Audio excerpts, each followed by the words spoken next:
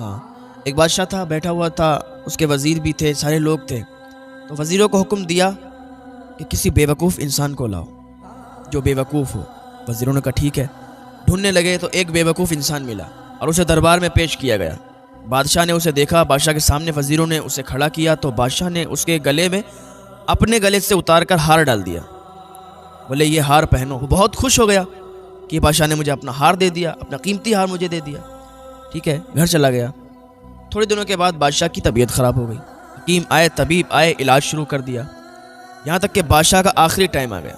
सांसें गिन रहा था तो वही बेवकूफ़, उसको पता चला तो देखने के लिए बादशाह सलामत को आ गया कि चलिए बादशाह सलामत को देख लें। जब बादशाह को देखने के लिए आया, बादशाह के पास खड़ा हुआ, देखा कि आखिरी टाइम है, सांसें चल रही हैं, तो जो गले में हार पड़ा था वो उतारा और बादशाह के गले में डाल दिया। सारे लोग देख रहे थे। बादशाह ने कहा तूने मेरे गले में हार क्यों डाल दिया? कहा बादशाह सलामत, आपने एक दिन मेरे गले में इसलिए डाला था कि आप मुझे बेवकूफ़ समझते थे और बेवकूफ़ समझकर आपने मेरे गले में डाल दिया था। ठीक है, कोई बात नहीं, लेकिन आज आपके गले में इसलिए डाला है कि आप तो मुझसे भी बड़े बेवकूफ़ हैं, आप सबसे बड़े बेवकूफ़ हैं।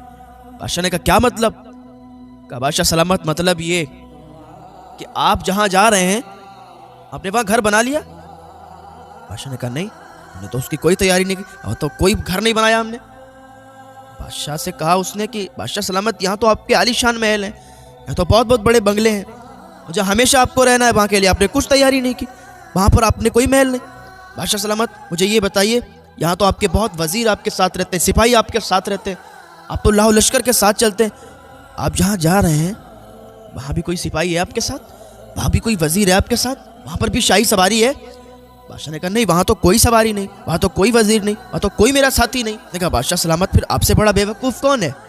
यहाँ तो आपके सिपाही भी आपके साथ है, आपके वज़ीर भी साथ है, इतना बड़ा महल है, लाहौ लश्कर के साथ चलते हैं, शाही सवारी भी है, और यहाँ कितने दिन? अब आप जा रहे हैं ना, और जहाँ जा रहे हैं वहाँ हमेशा हमेश के लिए आपको रहना है, और ये तो सिर्फ एक सपना था आपका, एक ख्वाब था। यहाँ तो सिर्फ आप इम्तिहान दे रहे थे, यहाँ के लिए आपने इतना कर लिया और जहाँ जा रहे हैं वहाँ के लिए कुछ नहीं।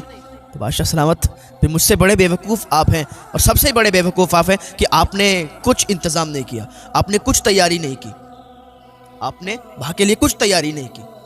तब बादशाह को समझ में आया कि बात तो ये सही कहता है, और बात भी हकीकत है कि यहाँ हमें रहना ही नहीं है, तो यहाँ के लिए हमने तो बहुत इंतज़ामात कर दिए, कई बरसों के इंतज़ाम कर दिए, जबकि यहाँ रहना ही नहीं है। हाँ, जाने के बाद फिर वो औलाद रहेगी, औलाद की औलाद रहेगी, औलाद की औलाद रहेगी। आप तो दूसरों के लिए कर रहे हो, अपने लिए आपने क्या किया?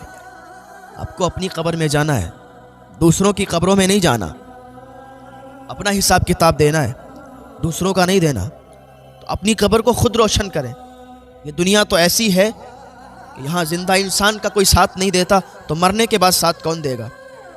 यहाँ ज़िंदा इंसान के साथ कोई भलाई नहीं करता, तो मरने के बाद कब्र पे फाता कौन पढ़ेगा? तो अपनी कब्र को खुद रोशन करें।